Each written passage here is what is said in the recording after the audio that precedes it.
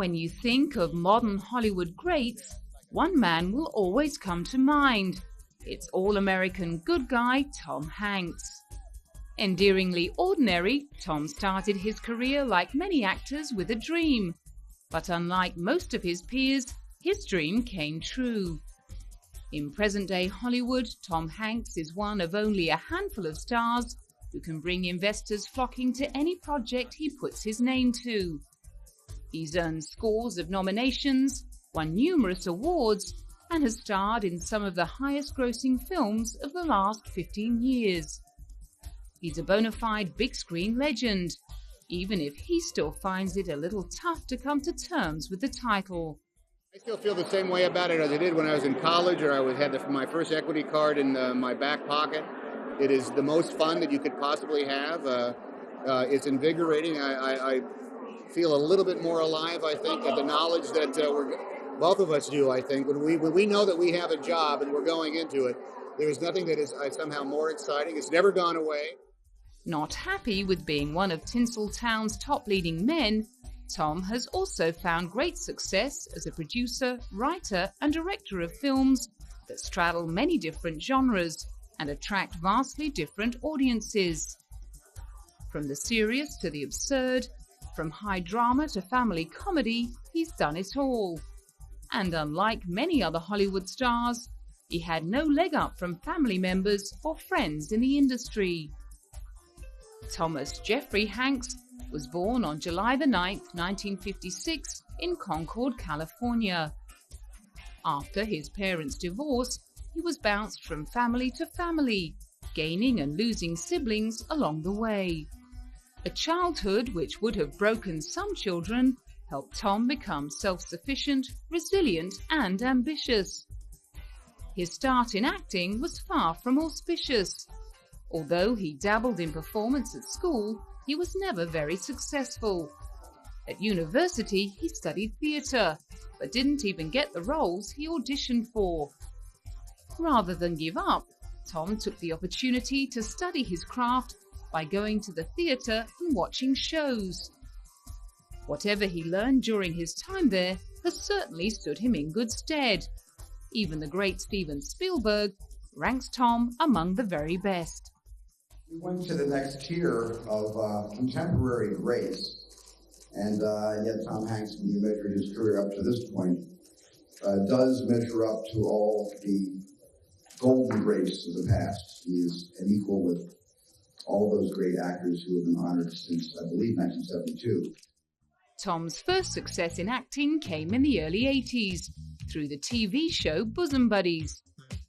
For 2 seasons, he performed in drag, and his work started to spark the interest of Hollywood movers and shakers. Director Ron Howard, who also started life in comedy performance, recalls what it was about Tom that caught his eye. I always felt like that he was a guy with a great future, even then. I mean, he was very, very funny in Bosom Buddies. How many people are genuinely funny on television? And he wasn't even a stand-up comic. He was an actor with great timing. That's what I thought about him first. Later, as I got to know him, I understood his background and his ambition. I wasn't at all surprised to see him begin to develop this great, this great resume of work. To Bosom Buddies, Tom landed a role in Splash in 1984, the first of many romantic comedies to come. It was a great success, but Tom still insists he was lucky to land the role. In fact, if you take Tom's word for it, his whole career has been built on a long series of lucky breaks. I can tell you, some of the best jobs I had, particularly early on, were jobs that no one else would take.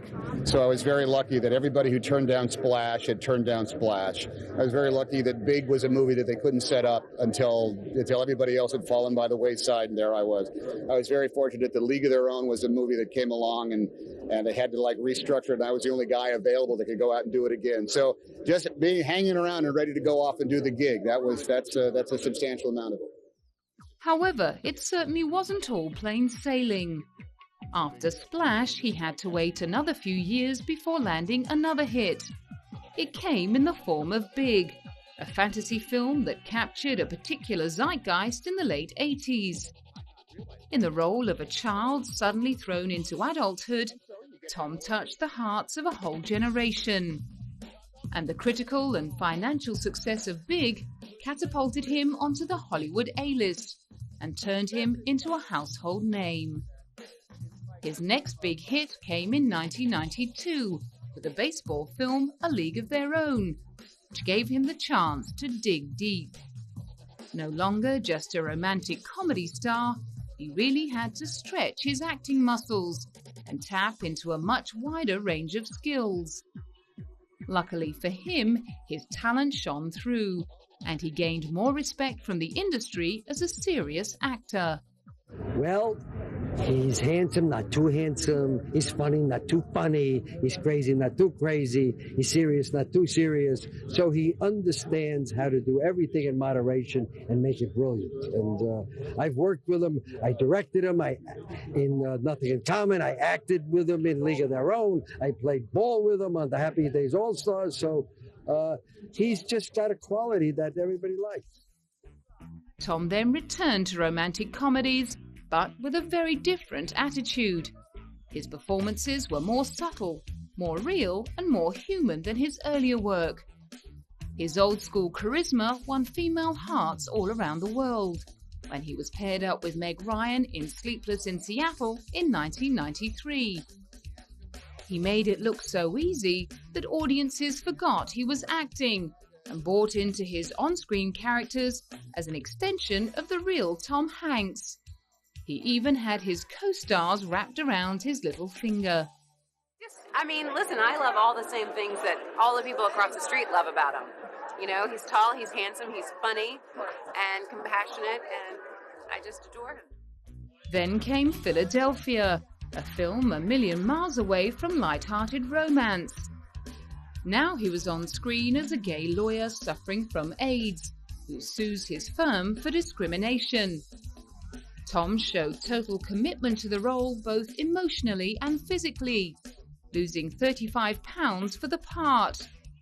His portrayal was heartbreaking, honest, and personal, and the surprise success of such dark subject matter was credited to Tom's incredible performance. It earned him his first Oscar and turned him into a box office heavyweight. But instead of sitting back and lapping up the attention, he continued to challenge himself by branching out into other areas of the filmmaking business.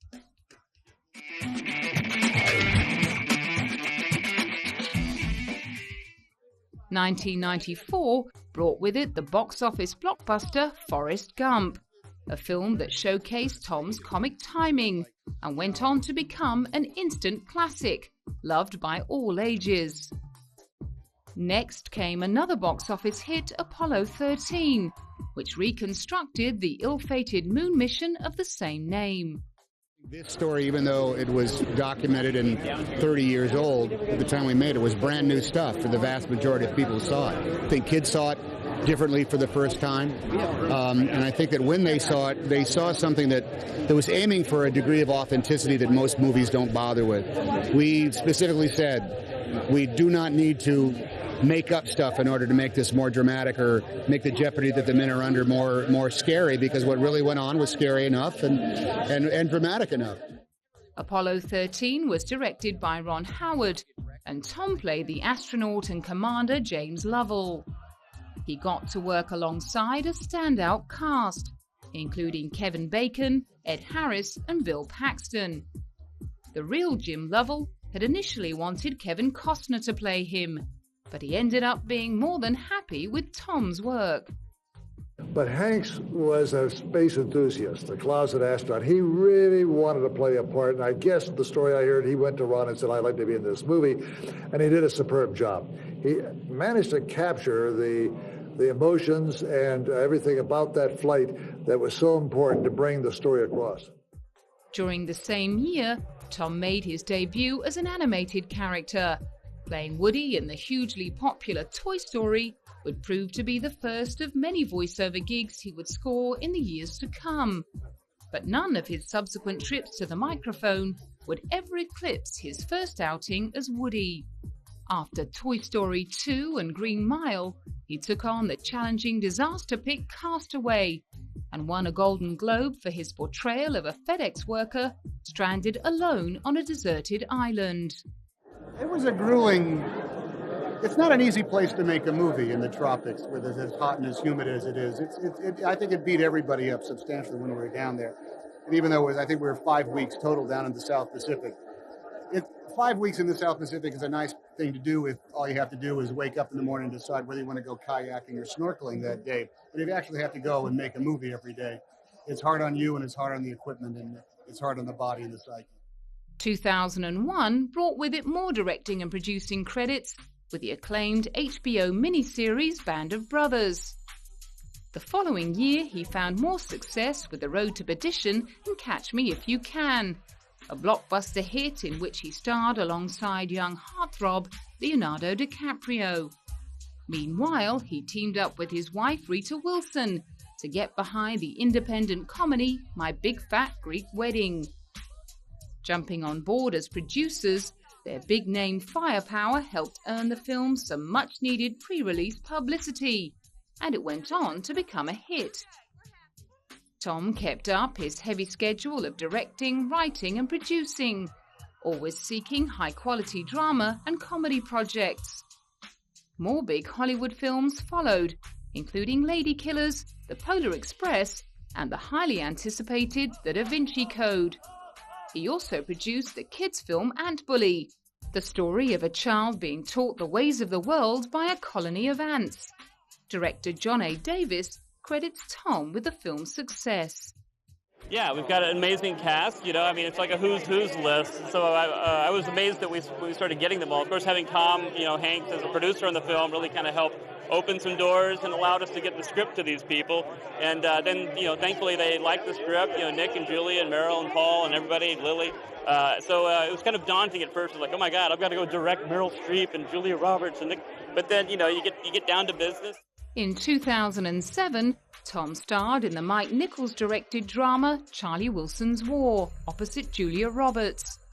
Based on a true story of altruism and politics, he played Charles Wilson, the Democratic Texas congressman. Wow. I like Charlie. I think Charlie was a brand new mystery. Never heard of him before until I read this book, and I was amazed that he was a guy that existed in the halls of Congress and affected world history, and we never even heard of him. That's a good secret. That's a good story. Tom remains as busy as ever with a full slate of projects, on many of which he doubles up as producer. On the big-budget HBO miniseries drama John Adams, which covered the controversial life of the early U.S. president, Tom confessed that the acting was the easy part. When I visited the set, I always look at the actors and say, well, look, this is work for me. I got to make phone calls and argue about stuff and go in and tell people that they can't do what they want to do, and I beg them to do things that they don't want to do. It's just a drag. And I look over at the actors and they're in their costumes and they're learning their lines and they're interacting and working out bits and stuff like that, and I think they're having all the fun here. Tom recently completed Angels and Demons, the sequel to the blockbuster The Da Vinci Code. And he also produced the incredible Spike Jonze children's fantasy, Where the Wild Things Are. Over the years, he's been showered with accolades for his substantial body of work. Among the most important of those is the Lifetime Achievement Award that he received in 2002. Celebrities and film greats arrived at the Kodak Theatre in LA to honor Tom and his incredible work in the industry. His success was celebrated by family, friends, and colleagues. But his son Colin hinted that Tom was having trouble coming to terms with the lifetime part of the award. I think once they changed the Lifetime Achievement Award to like the Life Achievement Award or something like that, as long as it didn't seem like it was past tense, I think he was okay with it. It's easy to celebrate success in retrospect, but those who've worked alongside him recognize what unique qualities he brings to every performance. Tom won back-to-back Academy Awards for his performances in Philadelphia and Forrest Gump. He has also received a long list of Golden Globes, People's Choice Awards, Screen Actors Guild Awards, and BAFTA Awards and nominations. But despite all of his success, Tom has always managed to keep both feet on the ground. He's much more comfortable congratulating his peers on their success than talking about his own. He was on hand to support his Philadelphia co-star Denzel Washington when Denzel was awarded the 17th Annual American Cinematheque Award. The best thing about working with Denzel is that it is like a game of, it's like an athletic event in which you're playing with the best in the world, and he makes you better. I think all the scenes that I had been lucky enough to have with Denzel, it was a fabulously spirited competition. It was always a test of, it was like a great game of catch back and forth with a lot of spin on it. And I think I'm a better actor because I worked with Denzel Washington.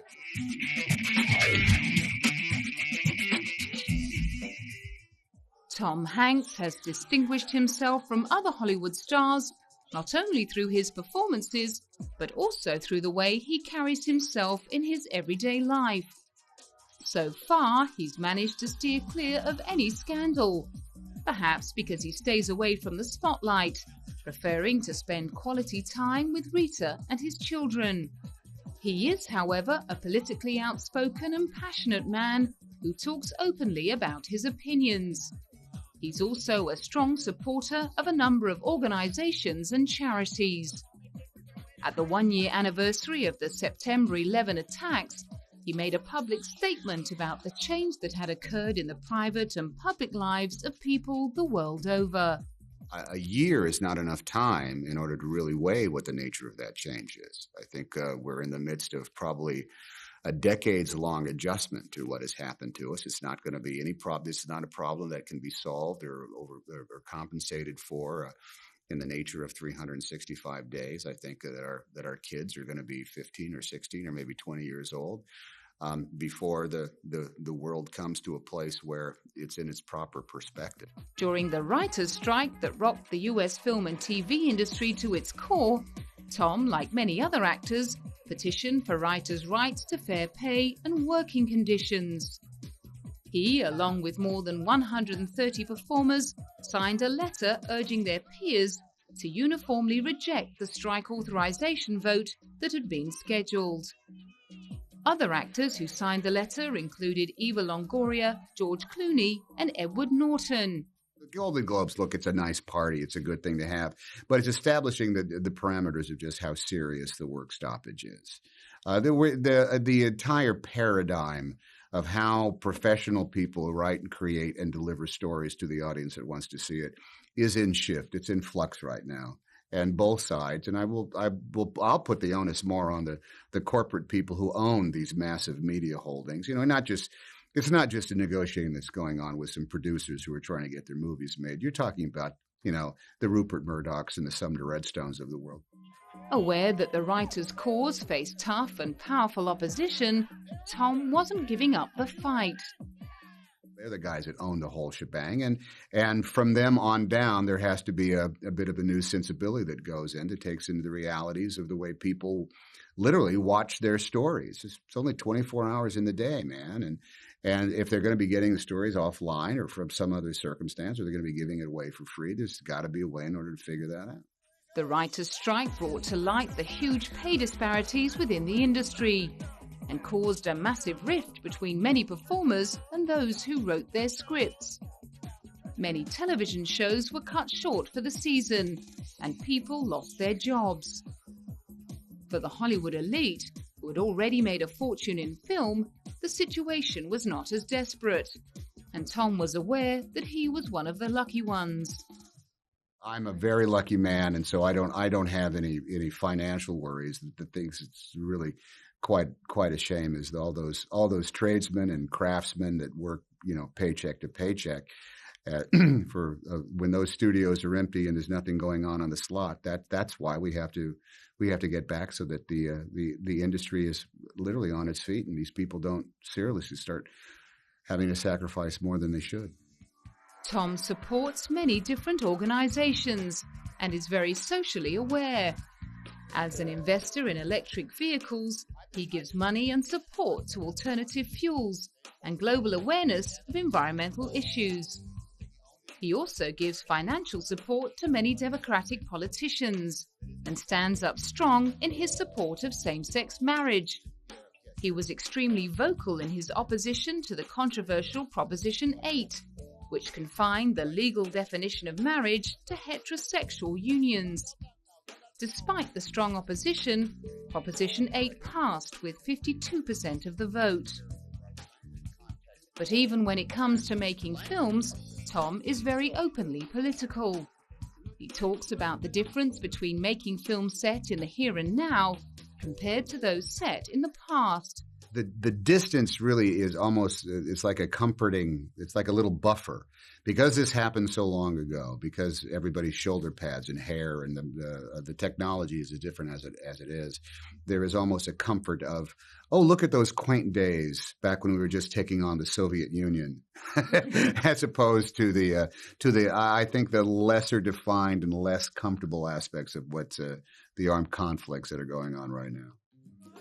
Unlike many other Hollywood celebrities, Tom's private life has managed to remain just that. He married Samantha Luz in 1978. They divorced 11 years later, after having 2 children together, Colin and Elizabeth Ann. While he was still married to Samantha, he met Rita on the set of the television show Bosom Buddies. After running into each other years later on the set of another film, their relationship blossomed, and they married in 1988. They have 2 sons, Chester and Truman. Rita and Tom are openly loving and supporting of each other, always at each other's sides throughout award ceremonies and working together on films behind the scenes. What makes who the sex? I'm not going to tell you all my secrets. You know what? Have you ever heard that? Have you ever heard that saying, "Don't advertise your man"? That's the school I come from. Mystery. I think you have to leave it to your she's saying mystery. Mystery. That's it. I'm not going to share it with the world. While Rita might prefer to keep her husband all to herself, she surely knows that she'll have to share him with the millions of fans who have grown up with films like Splash, Big, Forrest Gump and Philadelphia. With so many generation-defining films to his credit, Tom Hanks is guaranteed a prominent place in the history of cinema, long after he takes his final bow.